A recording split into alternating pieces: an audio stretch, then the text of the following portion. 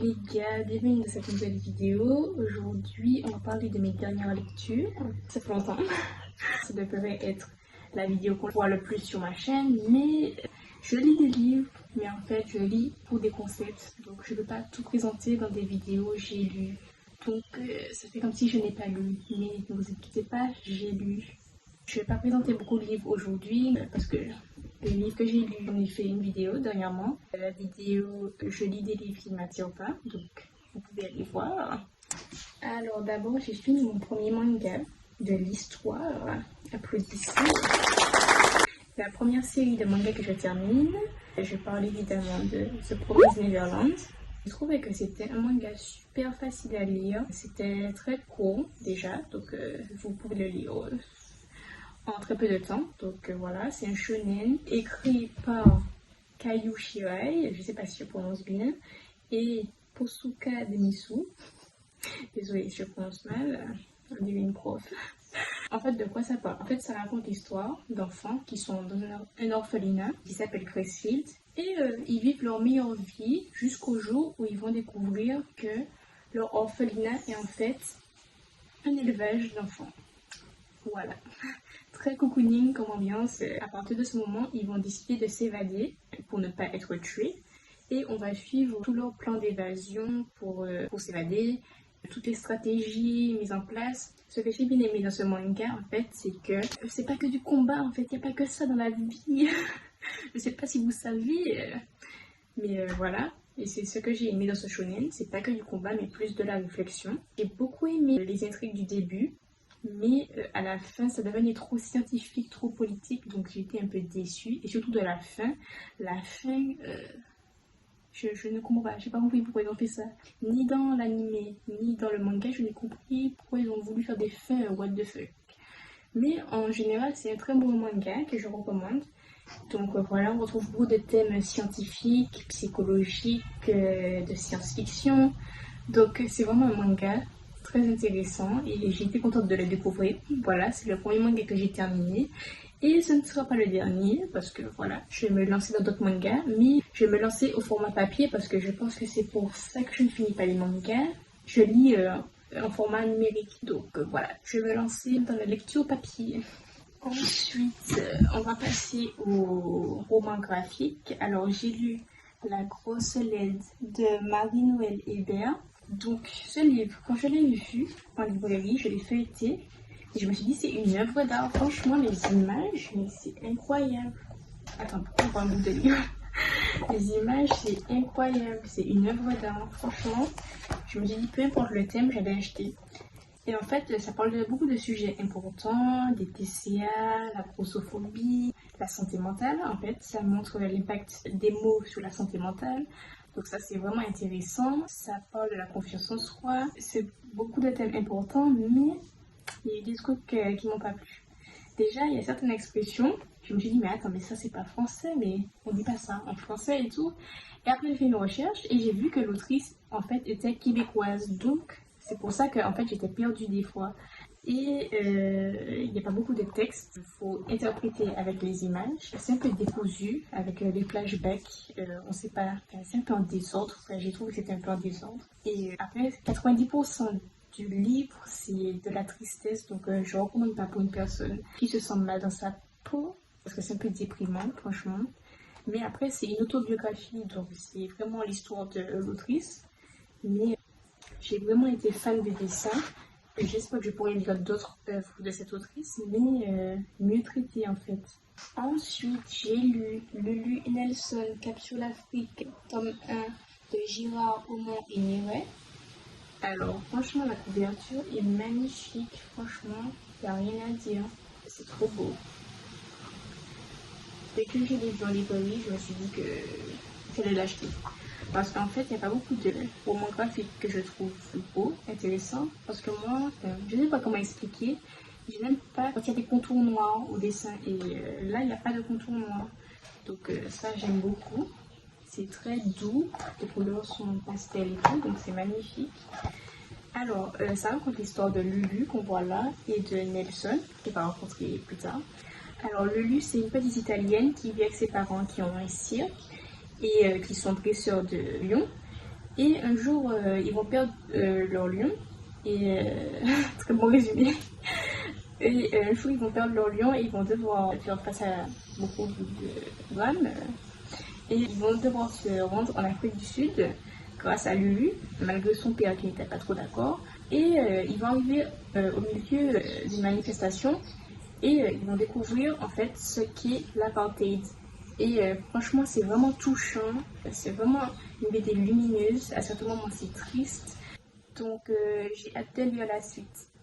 Ensuite, j'ai lu Ta deuxième vie commence quand tu comprends que tu n'en as qu'une de Raphaël Giordano. Et franchement, j'avais hâte de découvrir les œuvres de cette autrice parce que déjà, les titres de ces livres sont assez atypiques, donc ça m'a fait rire. Et franchement, j'ai pas été déçue par ce roman. Alors, selon moi, c'est un livre de développement personnel sous couverture de roman. C'est un livre très inspirant. Il y a de très beaux paysages de Paris, les personnages sont attachants, c'est un hymne à la positivité, à la créativité, à l'esprit entreprenant. Et ça, j'ai beaucoup aimé. On suit les conseils donnés au personnage principal attentivement, parce que c'est très bien écrit, les personnages sont attachants. Voilà, c'est vraiment un hymne à la positivité, j'ai beaucoup aimé. Alors, de quoi ça parle? En fait, ça raconte l'histoire de Camille, qui a 38 ans, oui, je lis clairement le résumé. Elle a tout pour être heureuse, et elle a l'impression que le bonheur lui a glissé entre les doigts. Alors, tout ce qu'elle veut, c'est retrouver le chemin de la joie, de l'épanouissement. Et elle a croisé la route de Claude, qui se dit routinologue, donc on va apprendre ce que c'est dans le livre plus tard, et il va l'aider à retrouver le bonheur et voir la vie autrement en fait. Donc j'ai beaucoup aimé, j'ai eu l'impression de lire un livre de développement personnel, et des fois c'était drôle, émouvant, donc ça fait vivre plein d'émotions en très peu de pages. Donc j'ai hâte de découvrir d'autres œuvres de cette autrice-là. Ça a été presque un coup de cœur, parce qu'il n'y a pas eu de point négatif pour ce livre. La fin était surprenante, voilà. Il n'y a rien qui m'a déçue. Mais voilà, ça a frôlé le coup de cœur. Surtout, on voit que l'évolution de Camille n'est pas magique. Ça se fait pas à pas et que même s'il y a des échecs, ça rajoute du réalisme en fait à l'histoire. J'ai beaucoup aimé ça. Non mais on peut assommer quelqu'un avec ça. Donc, alors j'ai lu, pour finir, j'ai lu La vie en vrai d'Emma Green. Alors j'ai lu un de leurs romans récemment. Comme vous l'avez vu dans la vidéo, je lis des livres qui ne m'attirent pas. Et j'avais beaucoup aimé. Donc, direct, j'ai acheté un autre, sans attendre, un autre livre de ces autrices-là. Et en fait, de quoi ça parle? Alors, ça raconte l'histoire de Louve. Oui, elle s'appelle vraiment Louve. Qui change de pays. Elle va aller habiter aux États-Unis. C'est une Française de base. Dans son lycée, en fait, elle est harcelée. Donc, voilà. Elle est harcelée par un groupe qui se fait appeler les Royals, je sais plus comment on dit. Et elle se fait harceler par eux pendant toute l'année. Et franchement, elle aura vraiment des idées noires. Elle va se rapprocher d'un des membres des Royals. Et il va se passer ce qui devrait se passer. En fait, un des Royals va vraiment s'acharner sur elle en fait. Et ça va devenir son pire ennemi. Et ils vont s'harceler mutuellement, on va dire. Ils vont se faire des mauvais coups, tout ça, voilà. Sans surprise, c'est un ennemi to lovers. Voilà. Par contre, il faut lire les trigger warnings. Si vous êtes sensible à tout ce qui est suicide, harcèlement scolaire, cyberharcèlement, homophobie, voilà, faut faire attention à ça pour ce livre-là, parce qu'il y a des passages assez durs.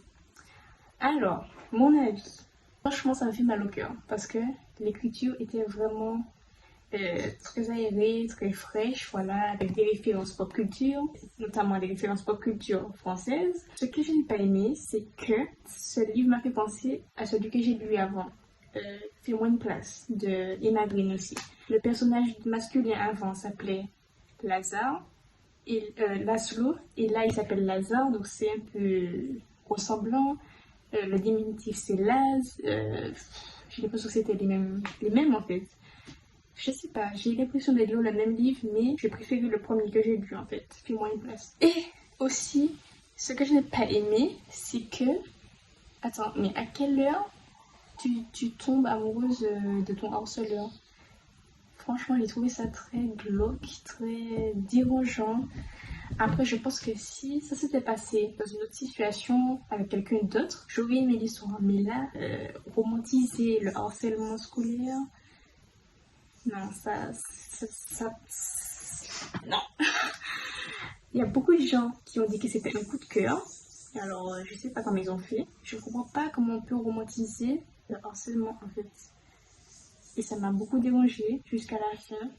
Je me suis attachée à aucun personnage, vraiment. Et franchement, c'était une petite déception. Donc, je le place en numéro 2 dans la liste des Emma Green. Après, les Emma Green, franchement, j'ai hâte de lire d'autres œuvres d'elle parce que je sais que ce sont des très bonnes autrices par rapport à leur plume, par rapport au sujet qu'elles veulent traiter, tout ça. Donc, j'ai hâte de lire autre chose d'elle, mais celui-là, ça l'a pas fait avec moi en fait. Donc, j'ai été un peu déçue. Franchement, je me suis pas attachée au personnage, comme j'ai dit. Et franchement, le personnage de Lazare, je le trouve mais détestable. Même si, enfin, ils veulent expliquer pourquoi il est méchant. Mais non, en fait, non. Même si tu es passé, même si tu as vécu des trucs, c'est pas raison pour harceler les gens, en fait. Et voilà, j'ai trouvé que Lou lui a pardonné trop facilement. Et j'ai trouvé qu'elle était un peu... je sais pas, comment tu veux tomber amoureuse de ton harceleur? C'est un peu... C'est même pas toxique là, c'est même pas une relation toxique, c'est une relation radioactive. Non mais Louvre, réveille-toi, comment tu peux faire ça? Non mais bref, il y en a qui ont aimé, moi franchement ça, c'est pas mon Emma Green préféré, donc j'ai hâte de découvrir autre chose. Donc voilà, c'est tout ce que j'ai lu dernièrement et qui ne fait pas partie de concept. Et il y a eu beaucoup de pépés, un peu de déception, un peu. Là, j'ai de très bons livres avec tout ce que j'ai reçu dernièrement. Donc j'ai hâte de vous présenter ça et je vous dis à dans une prochaine vidéo. Je sais pas si ça se dit, mais